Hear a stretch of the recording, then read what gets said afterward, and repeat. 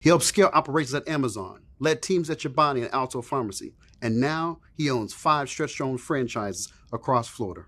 Ramiah Martin is proof that leadership travels. In this episode, we dive into his people-first management style, why he bet on franchising, and the advice he gives rising professionals looking to level up.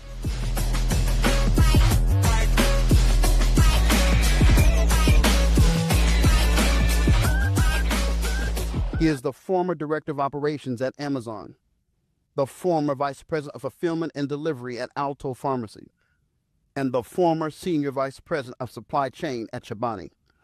Ramiah Martin, welcome to the Undisputed Podcast with Ty Bledsoe. Ty, man, thank you. That was a wonderful introduction. I think you give me more credit than I deserve, but hearing it coming from you means a lot. And I'm proud of you, man, for what you're doing right now. So thank you for having me. Well, thank you, man. Look, you already got me a little sentimental just sitting here right here, right? So that's unplanned. When you have people who invest in you that you've already invested in, that's a special opportunity. This brother has flown into the great state of Texas, right, from Florida for this episode alone. There's other things that he's able to do here, right? But I just thank him, and it's a couple days before his birthday. So I just thank him for flying here and being here with us. Ramiah Martin, are you ready? I know you're ready. Let's just go there real quick, right? What is a superpower? That's a good question. I always try to think about that myself because I never really emphasize on it. But the thing for me is something that I feel drives you, something that I feel helps you wake up every morning and know that you can live out your full fulfillment. And for me, I've always had a love for connecting dots and connecting people to those dots. And when you're able to see multiple dots in a span and you can see where people can connect into those, you can build such a beautiful picture that makes an impact, not only their lives, the business lives, but all those individuals' lives who they come in contact with. So that's the thing that brings me joy that I feel is a superpower, to be able to connect dots and connect people to those dots. How do people identify their superpower? You know, I can only speak for myself and in my own journey. But I think many times this for me was being introspective of where I was in life and what I was doing that brought me joy. Not happiness, not excitement, but brought me joy. And when I found that item that brought me joy and in each of my steps of my progression of my career that I had the opportunity to do, and when I saw that joy in each of those areas, I knew, that is my superpower, because it continues to help me be successful in every moment that I am and fortunate to be in. Now you speak of joy. Now look at it. Now we're already going to get a little to bring some gravity to this, right? So, joy is deep. It's in the bones, in the soul. It's lasting. It's not fleeting like happiness, right? Right. Joy. So audience members, talk to them for a moment about how do they tap into what gives them joy. When I think about joy, I think that's something that today is hard for us to find because we never allow ourselves to be in the moment that we're in. And when we never allow ourselves to be in the moment that we're in, we can't truly find that joy in each of those situations. Like when I'm with my family, in that moment of watching my son or my daughter do something, could be the smallest thing. Even just draw a picture or bring me a letter or to say, Dad, I love you. Like the joy in that, for me, is having the gratitude for what has been provided in my life and what has been allowed to take place in my life as well. So Ramiah. Yes, sir. You're a former Amazonian, corporate executive, and you're currently a growing entrepreneur, right? What is your current endeavor that you're working on? I don't think that I'm not ever working on anything. I think my wife has been patient and loves me enough to know that I will always be working on something, and I will always try to maximize my fullest potential so I can help and support those around me. Right now, I have an adventure called Stretch Zone. It made a super important and impactful change in my life throughout the things that I was going through. And when I saw that change happen in me, I just wanted others to experience it. So I had the opportunity, based on my background in leadership and what I've been afforded with those wonderful companies that I've been with, to be able to jump into that side of the world, an operating business that I can bring a positive impact to those that we get to serve. Wonderful. Now, one thing I want you to do, remember, short, like we want body blows. We want body blows. So give me some body blows on this. Okay, so we're going to do this one again. Cool. Okay, but give me like in a 30, 40-second answer. Done. Right. So Ramiah, you're a former Amazonian. You're a former executive in corporate America. And now you're an entrepreneur. What is the current endeavor that you're working on? Stretch Zone. It's my first operating business that I get the opportunity to do. It's practitioner assisted stretching, where we help our members reach their why. And it's a joy for me to be able to do this. Well, so I believe you have 3 across the region of Florida. Talk us through that real quick. Yeah. I acquired them in July of last year when I was a member of one of them. And I saw the opportunity that was there, and I saw the ability to impact our entire city and community, and I purchased them. And then I signed on to build three more after that. So look like in the next 2-3 years, you should be looking at 5 with the ability to grow more after that. Why did you select Stretch Zone as the entity for you to invest in as a franchisee? I woke up one day, collapsed, sciatica nerve had pinched. I couldn't walk. My wife rushed me to the hospital. I had to get some disc removed. Had severe back pain for at least 15 years that I never got treated. I was going through all the different protocols in order to do it. I went to a Stretch Zone, got my first stretch, start going every week after that. And after 3 months, the pain was gone. I couldn't believe it. I didn't understand it. But I know that I wanted to bring other people to experience it as well. Wow. That's a testimony. I did not know that. So letting everybody know, that is breaking news on the Undisputed Podcast. I did not know that was your origin story of becoming a franchisee, a multi-franchisee with Stretch Zone. Yeah. Powerful. So we're going to get back to that because you're building transgenerational wealth. We're going to get back to that. But as Amazonians, or as the Amazonian culture says, we're going to work backwards. Right? Let's work backwards. So let's ask this, Ramiah. How can people gain the confidence to pursue their aspirations despite different headwinds? Being comfortable with themselves. One of the things that I learned throughout my time is there was many people who told me what I couldn't do and what I wasn't able to do and what I lacked ability to be successful in. And if I were to accept those things, I wouldn't have been able to obtain what I've obtained. And I think if individuals just begin to believe in themselves, understand that the path that they walked is the only path, that no one else has walked that path. They have a unique set of experiences that only they have. And if they truly just understand and reflect in those and be able to make a positive impact where they are, like, it will be a game changer for a lot of us, including the world. Well, so tell us about what are the 5 Ps and how do you apply them? Now, the clarification there is like when you're talking about the 5 Ps. So I have 5 Ps and I have 5 Fs. So the 5 Fs align with my priorities. My 5 Ps is how I progressed in success in business. Well, tell us, what are the 5 Fs? What are the 5 Ps? And let's go from there. No, I love it. So when I think about my 5 Fs, it's the very thing that if the wind blows me left or right, what keeps me centered? So I know what my purpose is. Faith, family, finance, fitness, friends. Faith's obvious. Family's obvious. Finance, want to leave a legacy and provide impact. Fitness, I will never be the smallest guy in the room, but at least I want to live to have a long and healthy life. Yes. And then friends, individuals like you who help me remember where I came from and help me keep me grounded. So that's how I look at how I prioritize. So then when I bring those into the business, it starts with my 5 Ps, which is a flywheel. But if you think of the first 3, they're like a house. People, process, performance. People are the foundation of what we do. If we give them the right processes, it builds the 4 walls of the house. And then after that, if you get people at the foundation, processes, 4 walls, performance comes as the roof. Then what happens? People start looking at you. You get partnerships. Those partnerships then fuel into projects. And then that gives you more opportunity. And then what happens? You got to start right back at people. So people, process, performance, partnership, and projects. It's how I've been able to be successful with in my journey, at least. So you're here to hear on Undisputed Podcast, the 5 P's and the 5 F's. Oof.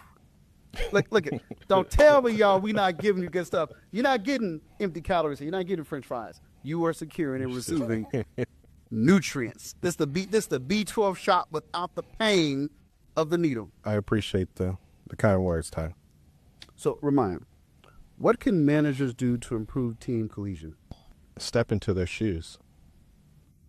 The one thing that I learned is that leaders often have their teams conform to them instead of understanding where their teams are and help lead them where they are to where that team needs to go. And in order to build that cohesion is one, honestly, just sitting down to get to know them.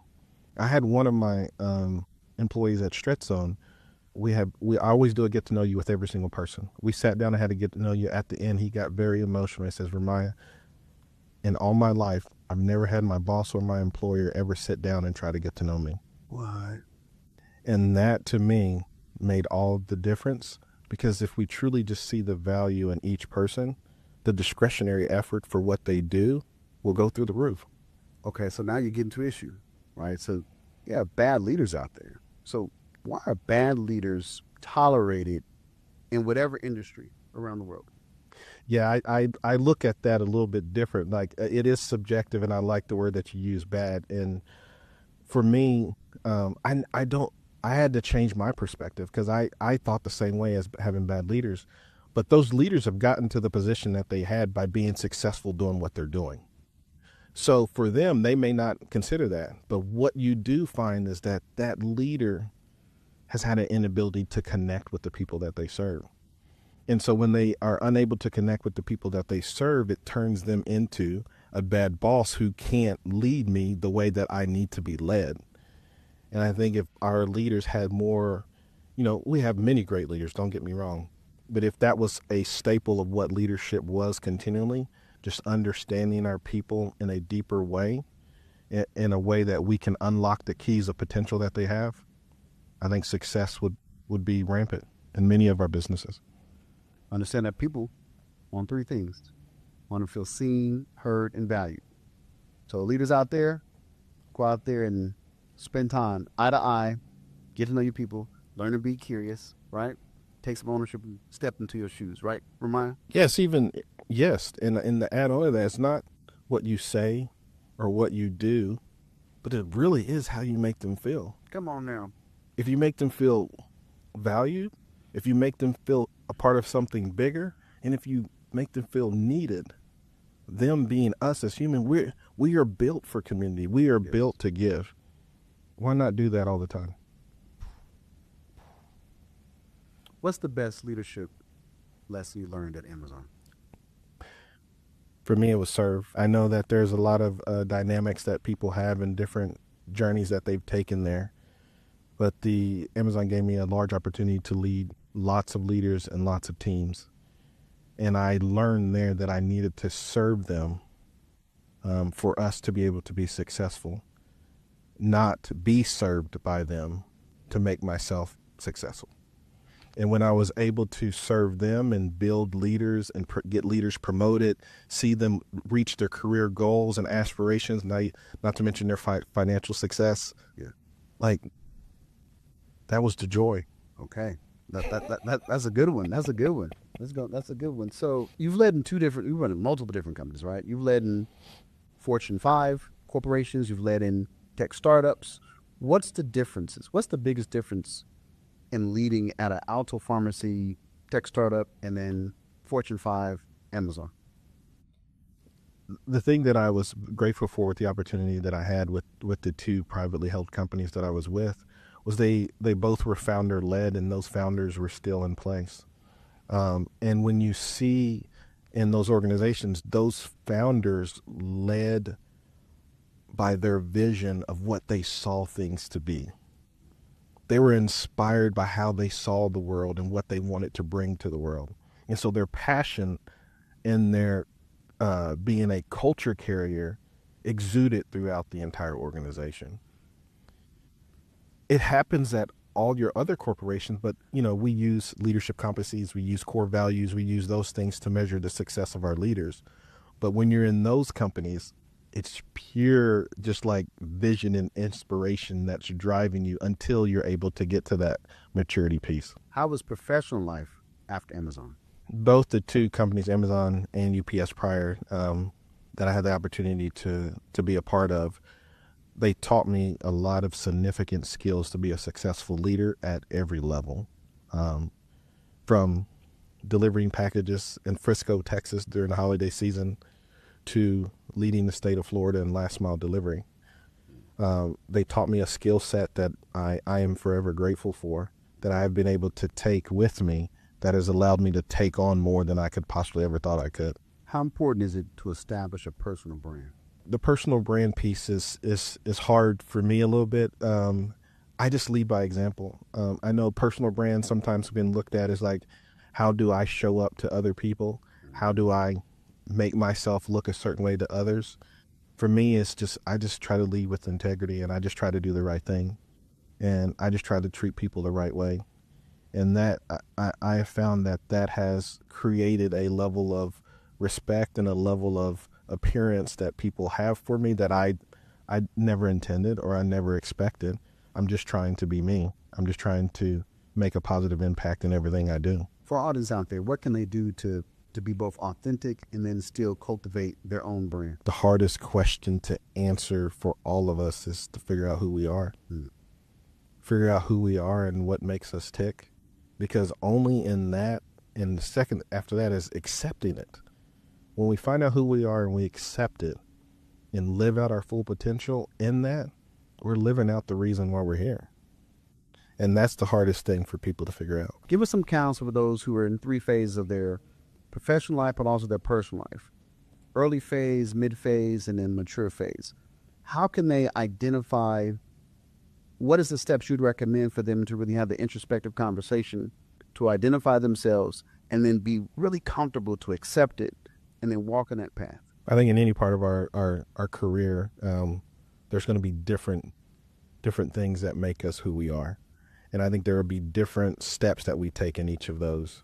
But I think a common thread between all those is just, one, being truly, relentlessly reflective in everything that you're doing. I know I get the problem of overthinking sometimes, but in every situation, there's always a reflection point there. What I should learn. Did I do it in a way that brought positive impact to that individual? Or did I hurt them and stifle their growth? But in those situations, I'm always reflective and trying to take those steps and fill the gaps where I need them. And I know it's hard to answer this question because it's like people separate personal and professional. But for me, I don't. That's right. Because I am who I am regardless of if I'm in work or if I'm not. Yeah. And so I think for me, it's just that reflection piece. And we could go deeper into that, but reflection for me is a big key. Tell us a profound experience you had in corporate America.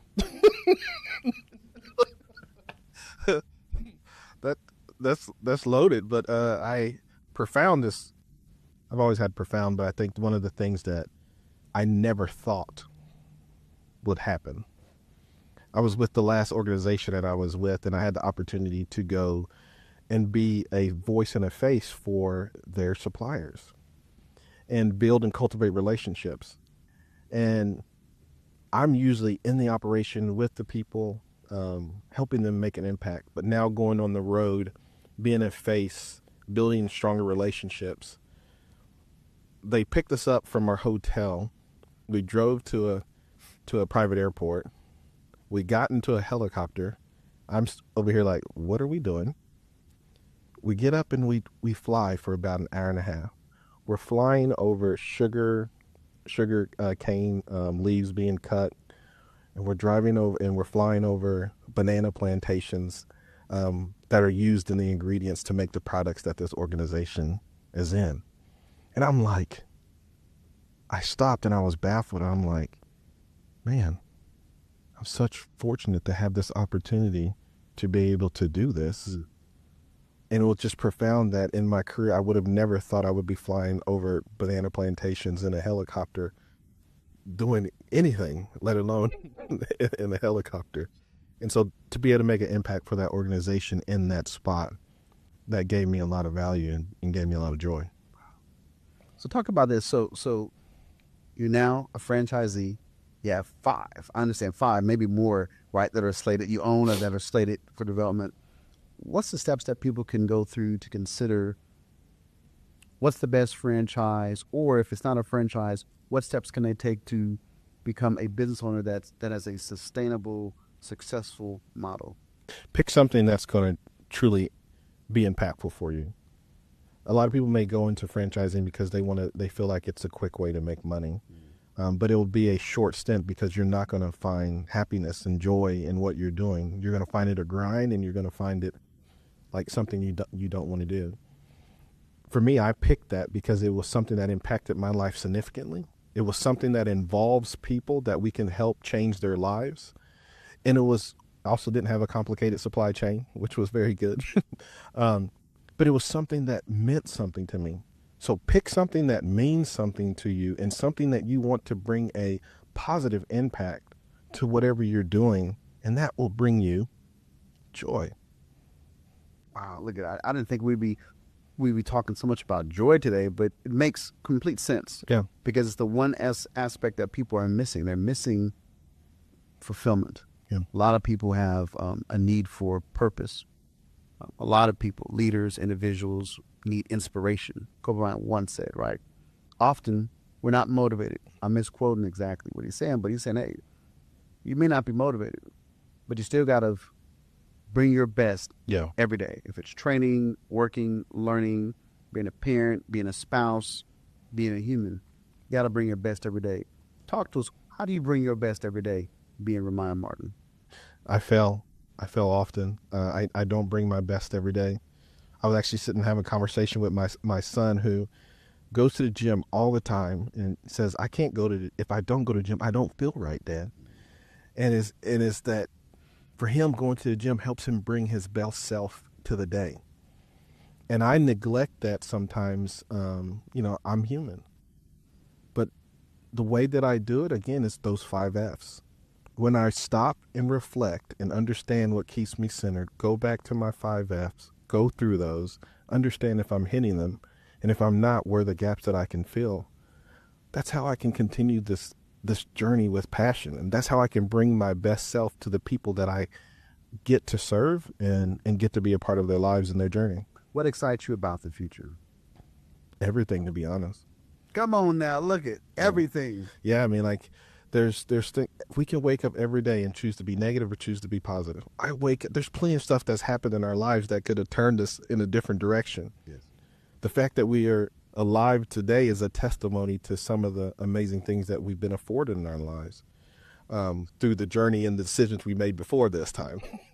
And for me, the amount of change that's happening, the landscape that's from technology to business to just people's care about their health, like all of these are just so much excitement and joy that I see, and that the next generation coming up, how they're looking at the world, how they're so in touch with how they're feeling and acknowledging and putting definitions to it. We're growing up, man. I didn't know how to define anger. I didn't know how to define what I was feeling. Yes. The future is exciting for what we have going on. How can our audience support you in your establishments in Florida? If you're ever in Jacksonville, Florida, look up Stretch Zone, and I just want you to experience the service, the quality of life change that this product brings. I just want you to experience it, even if it's just once. Like when you get up off that table and you feel the relief that you felt, and you feel your body saying thank you, I just want you to experience it. So just come whenever you're in Jacksonville. If you don't already live there, just come check us out. Hey, you all. Undisputed Podcast. We're not done just yet, but I just want to let you know, if you are interested in investing in yourself, take the chance. Take the chance, invest in yourself. Ramiah is practicing what he's been preaching for years. And so let's just take it a little deeper here, right? So, Ramiah, now you are an employer. Yeah. You are generating revenue and stimulating the U.S. economy, right, to the Florida economy. You are building generational wealth for your family. You are stimulating the economy, right, as a job creator. What does that mean to you as a husband and a father? Impact and legacy has always been the root of what I do.